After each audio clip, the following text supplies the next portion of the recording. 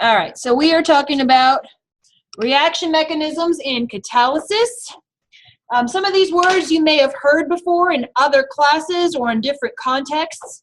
But again, the way we talk about things in chemistry may not necessarily be the same way that you've heard these words used outside of a chemistry class. So we want to make sure that everybody's got the same frame of reference to these particular words. Okay, so we actually have talked about mechanisms unofficially. We unofficially talked about mechanisms in Chem 1. If you remember when we did Hess's law, remember we said the following reaction occurs in 3 steps. Right, and then you added them up to get the total change in enthalpy. That was a mechanism, okay? So the series of steps that produces an overall reaction is called a reaction mechanism. And most reactions don't occur in just one step, and boom, you're done, okay? Most reactions occur step 1, and then the products of that, step 2, and then the products of that, step 3, right? Most reactions occur in multiple steps, which we call a mechanism. And so kinetics gives us useful information in determining a reaction mechanism and also in determining if a reaction mechanism is acceptable or not, okay? So is everybody with me on what I mean by a mechanism? It's a series of steps. If you're going on to take organic chem, which I know many of you are, you'll be writing reaction mechanisms for organic reactions that occur in multiple steps. And you'll be using kinetics in that as well. You'll use kinetics to evaluate your mechanism, decide it's a good mechanism or it's a lousy mechanism. So this is something that will be with you into organic chem for those of you who are going on to take organic chem next semester or whenever it is you take it.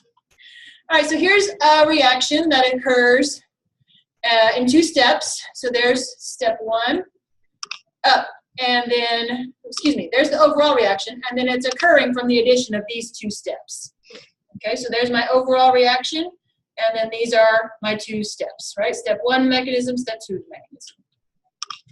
And notice NO3 gets produced in step 1 and then gets consumed in step 2, right? I can't do step 2 until step 1 is complete, right? So we call NO3 an intermediate. Okay, you need to know what an intermediate is. An intermediate is something, it's not a reactant, it's not a product in the final reaction, right? Notice my final reaction does not include NO3. But without the production of NO3, this whole thing wouldn't happen, right? Because if the NO3 doesn't get made, then step 2 can't happen. And then the overall reaction would stop here, right? So something that's produced in 1 step and then used up and does not appear in the net reaction is called an intermediate. That's the link between step 1 and step 2. Does everybody see what an intermediate is? Understand how that works? And this example is in the notes that are posted online. So if you don't want to write all these things down, you just want to jot down what's an intermediate, that's fine. This exact example is in the online notes, so you don't have to write all these steps down. Here it is in picture form, okay? We're producing NO3, and then we're using it right here, right? It's not appearing in the net reaction. It's just a link between step 1 and step 2. All right, molecularity. This is a word you probably are not familiar with, molecularity, kind of a funny sounding word. So each step in a mechanism is called an elementary step, okay? And we can write a rate law from the molecularity of each one of these steps. So I can use the molecularity of step 1 to write a rate law for step 1. I can use the molecularity of step 2 to write a rate law for step 2. So what is molecularity? Molecularity is the number of things that have to collide to produce the reaction, okay? Because reactions don't occur unless those physical molecules come into contact with each other, right? They have to touch. Molecules, these 2 reactant molecules have to touch, okay? And so the number of molecules that must collide is called the molecularity, okay? And we use the molecularity to write a rate law for each step. Does this make sense? So molecularity is just the number of things that must collide. And again, these vocab words are also in the notes posted online, so if you don't want to write all these words, you can just make a note to yourself of some key ideas. They're posted on the course website. Molecularity is the number of things that must collide to produce this reaction in that particular step.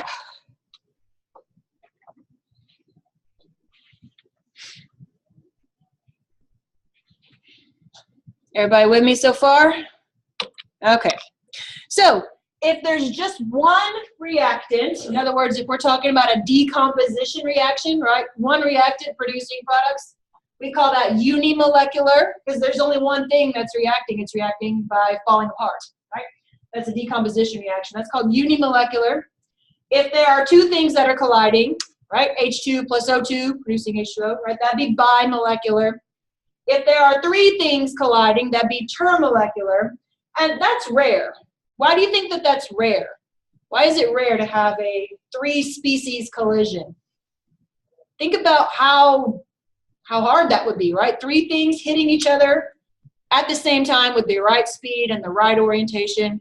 The probability goes down significantly, right? So you're going to be seeing unimolecular and bimolecular reactions by far much more frequently than you see anything beyond that. And then if there were four species, I mean, just forget it, right? You're going to have a hard time making that happen. Does everybody understand these two words, uni and bimolecular?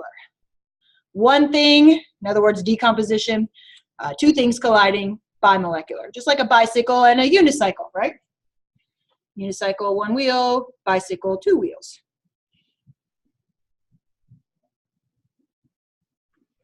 Is everybody good on these two words? Okay, so the rate law for the elementary step comes from the molecularity, which is what I just said. So a unimolecular would be first order. So if you've got A breaking down into products, the rate would be rate equals K times concentration of A, right, to the first. Bimolecular step is second order. So you could have A plus A getting together to make products. So rate would be Ka squared. Or you could have A plus B making products. Rate equals Ka times B, right? Because 1 plus 1 would give you second order. Do you see why this is second order? 1, 1, right? To the first, to the first. Overall order of that step would be second order. Or if I have A plus A, right, that would be A squared.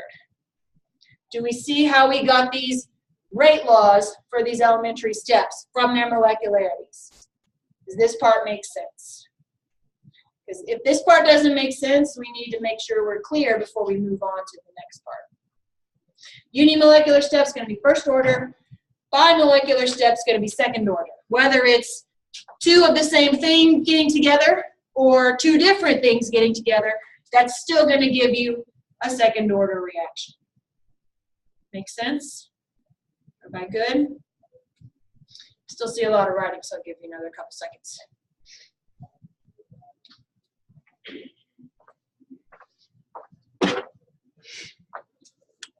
Okay, so let's practice this. I'm going to pause the recording. I want you to look at these three steps. There are three independent steps. Okay, they're not related to each other. Figure out the molecularity, and then give me a rate law. Figure out the molecularity, give me the rate law. Figure out the molecularity, and give me the rate law. I'm going to pause the recording for a second. Let's go over these. So we look at the reactants to figure out molecularity. What's the molecularity of number 1?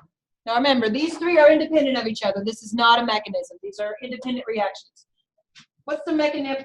If this were part of a mechanism, though, what would the molecularity be? Unimolecular, bimolecular, termolecular, what? Bimolecular, right. There are two things that must collide. And so the rate would be K times the concentration of ozone times concentration of O. Do we agree? Second order overall, bimolecular. What about the second one? Unimolecular, bimolecular, termolecular, what? That one's unimolecular, right? So rate is going to be K times concentration of ozone. And then what about the last one? Unimolecular, bimolecular, termolecular. How many things are colliding here? 2, right? So what does that make it? Bimolecular, right? So rate would equal concentration of ozone times concentration of nitrogen monoxide. Does everybody see how to write a rate law for an elementary step? You look at the molecularity. Is everybody with me on this? Yes? Okay, so here are the two requirements for a reaction mechanism to be valid. A valid mechanism must meet these two criteria. Now, when I say a valid mechanism, that doesn't necessarily mean it's the best mechanism, but it means that it's acceptable. Okay, so for a reaction mechanism to be acceptable, the sum of all the steps needs to add up to the overall balanced equation. Because obviously, if the steps don't add up to the overall reaction, then those clearly can't be the steps that make that reaction, right? If step 1 plus step 2 plus step 3 doesn't add up to the overall reaction, well, then something's wrong. That's not a valid mechanism. And then secondly, the mechanism must agree with the experimental rate law for the overall reaction. Okay? And I would either have to give you that or you would determine it. I should say for the overall reaction.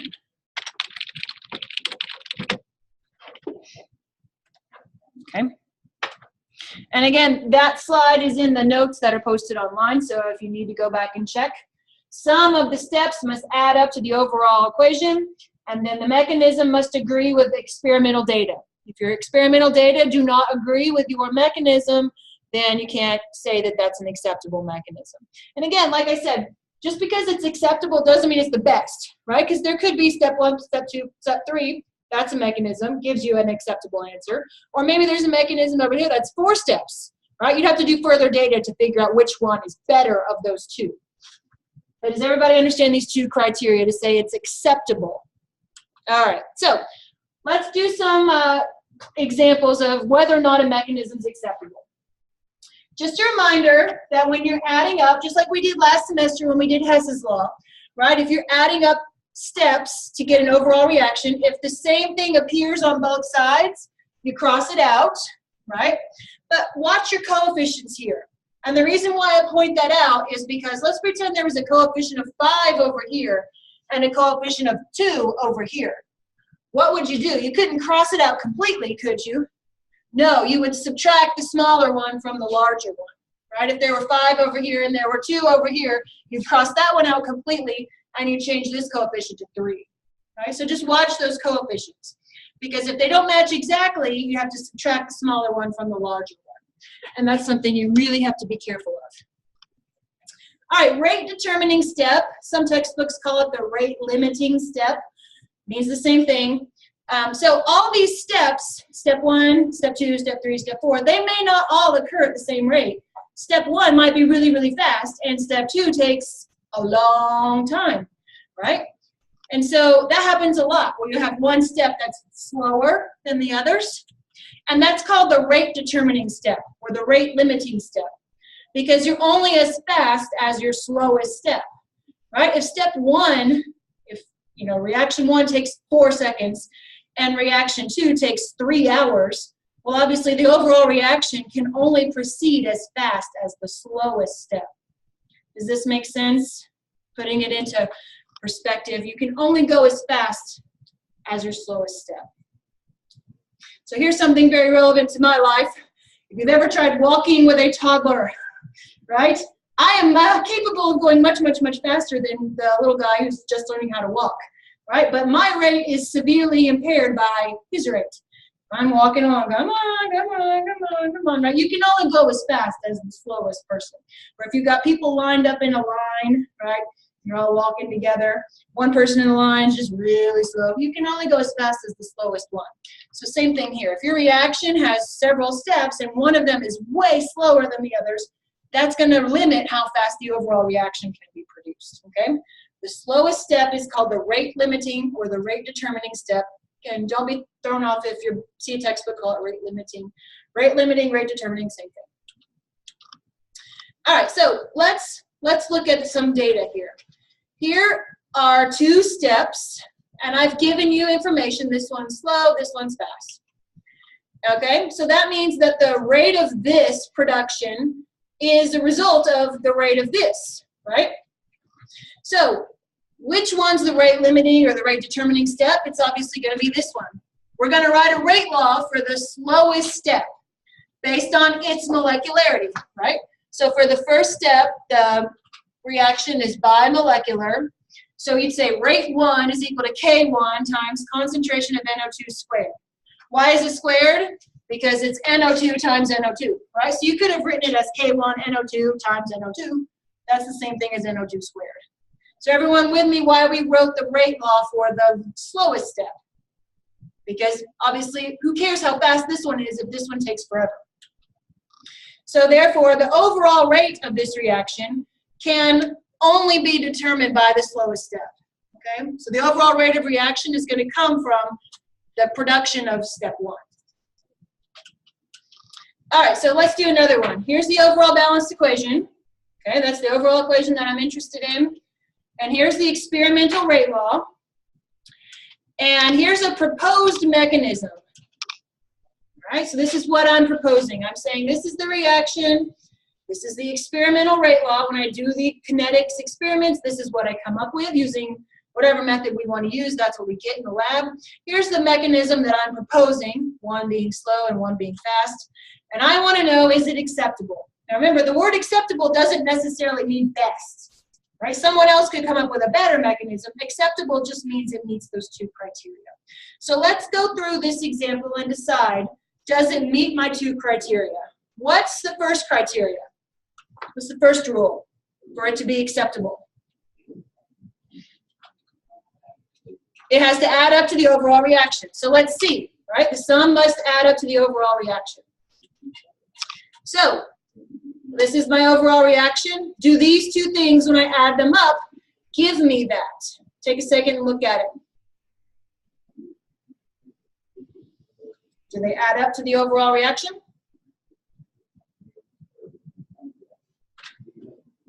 They do, yes, they do, right? Because these combine to give me 2 NO2.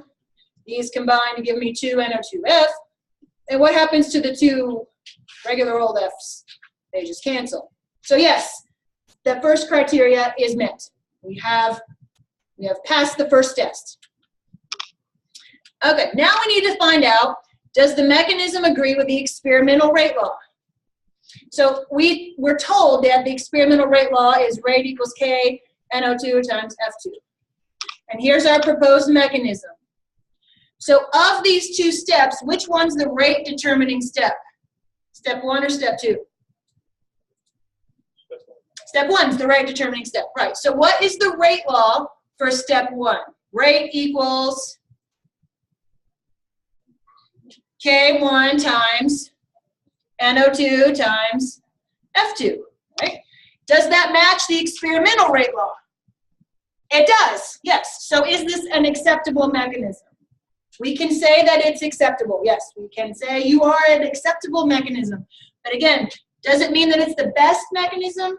No, okay? Someone could come up with a better mechanism, and then if we were trying to determine between 2, that's a whole different can of worms, okay? Right now, all we're saying is it acceptable or not? Based on those 2 criteria, yes, this is acceptable. All right, so I'm going to pause the video for a second. I want you to figure out this one. Here's a mechanism. I want you to give me the predicted rate law. I want you to give me the overall balanced equation. And then I want you to tell me intermediates. So I'm not asking you to evaluate this mechanism. I'm just asking you to answer some questions. So I'll pause the recording for a second, give you a second to think about it. Let's see what we got for this one. So what do you expect the rate law to be? First of all, we need to figure out the rate determining step. Which one is it? Step 1, step 2, or step 3? Step 1, right? So what do we expect the rate law to be? Right. That's right. Rate equals K1 times concentration of this. You don't know how to name it because it's an organic molecule. That's okay. Do we agree with the rate, the expected rate law, right? We pick the rate determining step. Here's the overall reaction. We just add them up like we did last semester when we were doing Hess's law. We cancel out anything that goes away, right? These 2 ions go away. These 2 ions go away. So here's what we're left with as the overall reaction. Is everybody okay on how to do that? I mean, we did this last semester, so hopefully we're still feeling okay about that. Any questions on how we add up steps to get an overall reaction? Just a reminder that if the coefficients match exactly, you can get rid of it completely. But if one were bigger than the other, you'd subtract the smaller one from the larger one. And then what are the intermediates? This is an intermediate, and there's another intermediate. What's the other intermediate? There are two intermediates. I've identified one of them. What's the other intermediate? Right, this one. This is an intermediate as well. So our two intermediates are listed there. Right, because without those intermediates, then I can't go from step 1 to step 2, couldn't go from step 2 to step 3. But notice neither one of those appear in the overall balanced equation, which is also a key to showing that they are intermediates, right, because they immediately go away. Okay, so this is something I mentioned already, but I want to say it again so you can formally have it in our notes. The collision theory, collision model, states that there can only be a reaction if the molecules physically come into contact with each other, right? That has to happen. No reaction is going to occur if they can't touch each other. Okay, that's collision theory. That's all that means. So we've officially defined that term. And they don't just collide randomly, right? They have to collide with the correct orientation. Meaning if I hit the molecule from this side versus this side, right, that's different. And again, this is going to be a big part of organic chem. So for those of you going on to take organic chemistry, where on the molecule the reaction occurs is a big deal, okay? So it's got to hit at the correct orientation, and it also has to have enough energy. Has to have enough energy to collide and have the reaction take place, okay? So for instance, if this collided over here on the red part instead, that'd be different than if it collides here on the green part. Is everybody with me on collision theory and what that tells us? Okay, so the rate of a reaction is proportional to the frequency of collisions. And I put an asterisk there, right, because those collisions aren't just random collisions, they also have to be at the right speed and at the right orientation. So let's talk about some factors that affect rate of reaction, because reaction rates are influenced by several factors. The first one is concentration, right? If you increase the concentration, you're obviously going to increase the probability of collisions. I mean, that's just kind of like a duh statement, right? If you are doing a reaction in a mixture versus doing a reaction in pure oxygen, right? These are both combustion reactions. It looks like you're taking a strip of magnesium, igniting it in pure oxygen versus in air, right? It's going to look different because one is a mixture, one is not a mixture. So if you increase the concentration of the reactants, you're obviously going to have a higher probability of collision, which just kind of makes sense, right? That's kind of intuitive. The other one's physical state, which goes along with concentration, right? If you've got a whole bunch of spectators in there that aren't doing anything, they're just taking up space and getting in the way, that's going to slow down the rate, right? Than if you have a more homogenized solution. So if we're talking about solutions, lots of spectators versus no spectators, or maybe you've got, a solution where you've got some precipitate in there and it's on the bottom and you shake it up. Well, that's obviously going to slow things down because now you got all this precipitate floating around and it's got to settle back out. Right? So the more homogenized your reactants are, obviously the faster they can react. Presence of a catalyst, which we'll talk about in a minute, and then temperature. This is the one we're going to talk about right now. Temperature. I think we all can agree, because we've said this about 100 times last semester, right? Temperature is a measure of kinetic energy, yes? And so as you increase the temperature, you increase the kinetic energy. Does that mean the particles are moving faster or moving slower? Moving faster, right? So if they're moving faster, are they more likely to collide? Yes. Yes, if they're going faster, they're more likely to collide. So temperature has a big role to play. In fact, the rate constant is temperature dependent, okay? The rate constant is temperature dependent. So this is a picture from an old textbook. This is a glow stick in warm water versus a glow stick in ice water, right? You can go try this qualitatively for yourself over the weekend. You break the barrier, the two solutions mix, that's what causes the glow stick to glow. You actually can hear that crack when you break the barrier. Put one in ice water, put one in warm water, and you can qualitatively notice the difference. K, it's important that you know this, the rate constant K is temperature dependent, okay? Because at a different temperature, you're going to have a different rate. And so here's some data to represent that. Temperature versus rate, right? You notice rate is increasing with temperature. Okay, let's talk about activation energy. We represent that as E sub A. E sub A. So this is the minimum energy required for the reaction to take place. Remember I said those particles have to collide with enough energy? Yes? Just like, you know, if you're going to do damage to your car and you tap into a stop sign at 1 mile an hour, it's probably not going to do significant damage versus if you slam into a stop sign at 50 miles an hour. Right? So you have minimum energy required for the reaction. You have to collide with enough energy, which we call the activation energy. And unless we can overcome that activation energy barrier, we're not going to get the reaction to occur. Make sense? Again, it's mostly vocab today. We want to make sure we're using all these words in the same context. You've probably heard activation energy in other classes, I'm guessing, maybe. Okay, so take a second and jot this down. We're going to go through some places on this curve where you need to know things. Okay, so just take a second and jot this down. X and Y axis with just a generic shape, this end being higher than this end, and then draw a horizontal line over, horizontal line over. We're going to label some parts. This is called a reaction coordinate diagram. So I'll give you a second to jot that down. Reaction progress versus energy.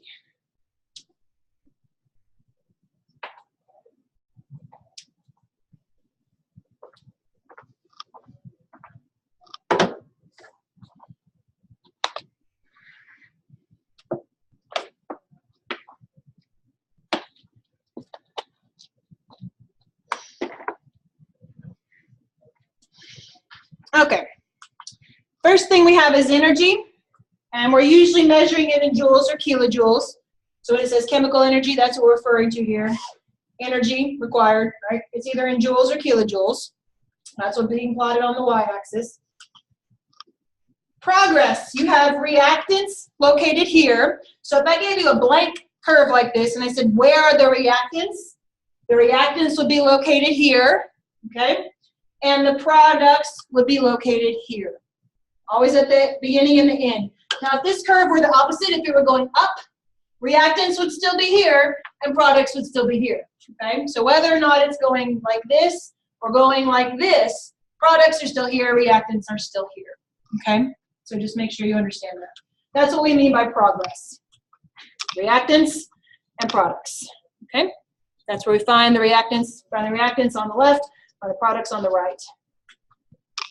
Okay, if you draw a horizontal line over from the reactants and measured up to the top, that's the activation energy. So if this had scale, let's pretend that this was 100 and this was 150.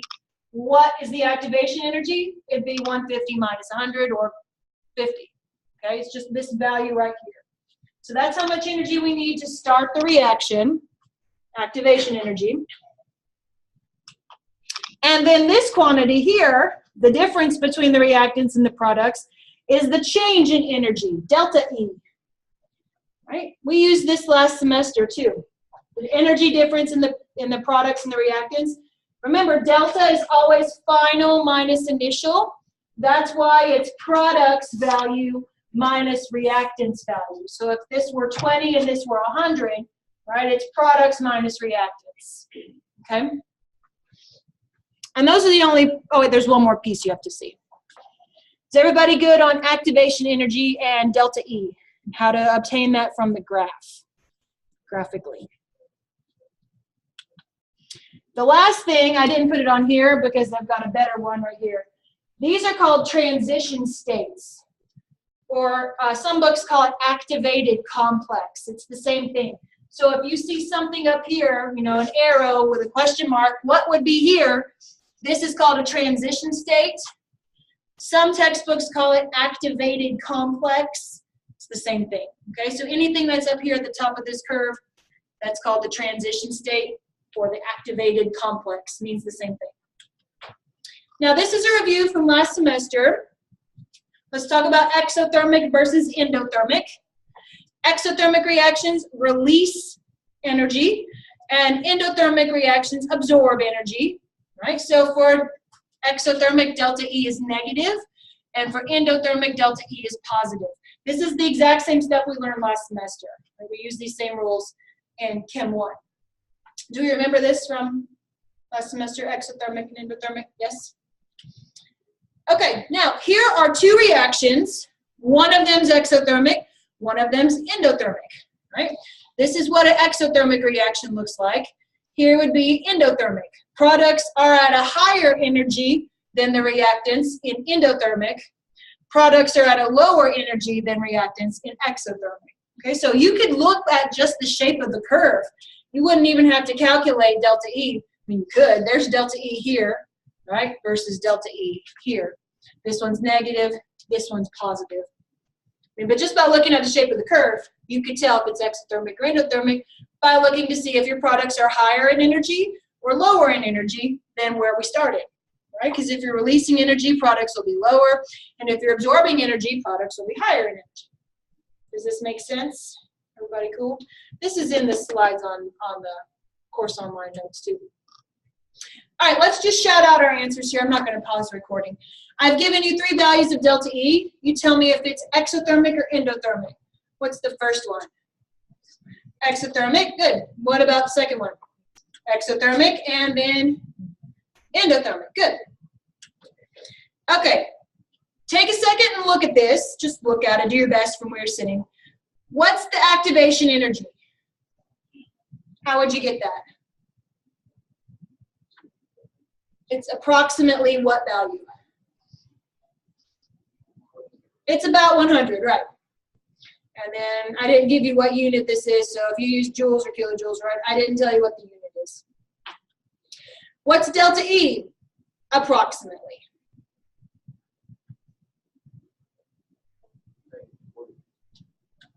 Right, negative 40. Why is it negative? Because it's products minus reactants, right? And if it's negative, that makes it exothermic. Good. Okay, let's talk about what happens when we reverse a reaction. So now let's just pretend if we reverse this reaction, it used to be this shape. When we reverse it, what shape is it going to be? It's going to be the other way now, right? Now you've got a different barrier to overcome. So the activation energy of the forward reaction and the reverse are not going to be the same.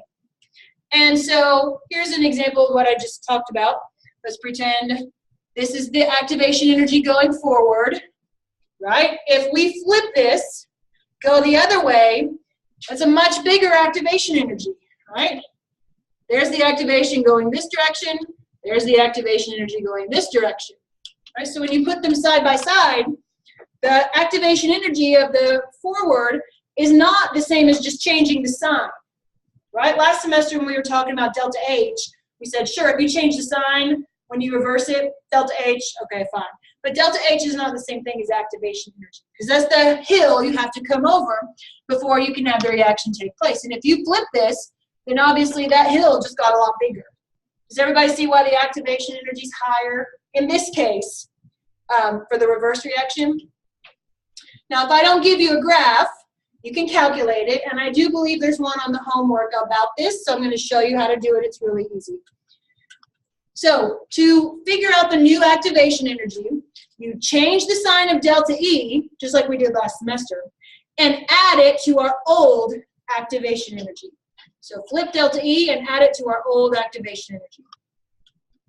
So for instance, if this is my reaction, there's activation energy, there's delta E, and then I reverse it. I change the sign of delta E, and I add it to my old activation energy.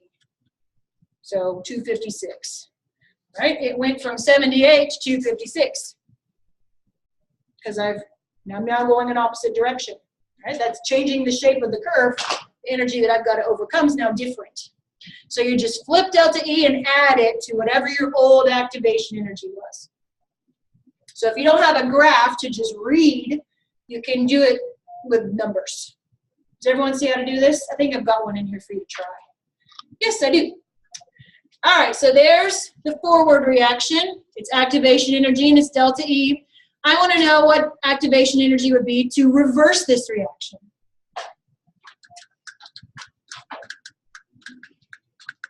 I don't think I need to pause the recording for this. Just give me a chance to get a drink here.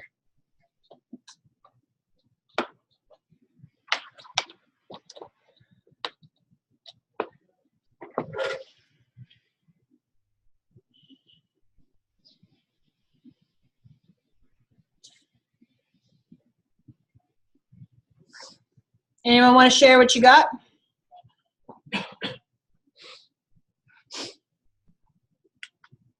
I got 350. Did you? Right, we change the sign of delta E and add it to our old activation energy. Is everyone good on how to do this? Okay, so like I said, if this represents the activation energy, that's the barrier that we have to get over for the reaction to take place. When we increase the temperature, the rate's going to increase, right? Because we've got more molecules that are now able to jump over that hurdle. So the red curve represents the high temp, the blue curve represents the low temp. And notice, when we increase the temperature, the proportion of molecules that can get over that barrier goes up, right? So this is one of the reasons why the rate constant K is temperature dependent, right? You change the temperature, you're going to change the rate constant. So far, so good. That's where we're going to stop for today. We'll pick up tomorrow with Arrhenius equation. So have a good day, and I'll see you tomorrow.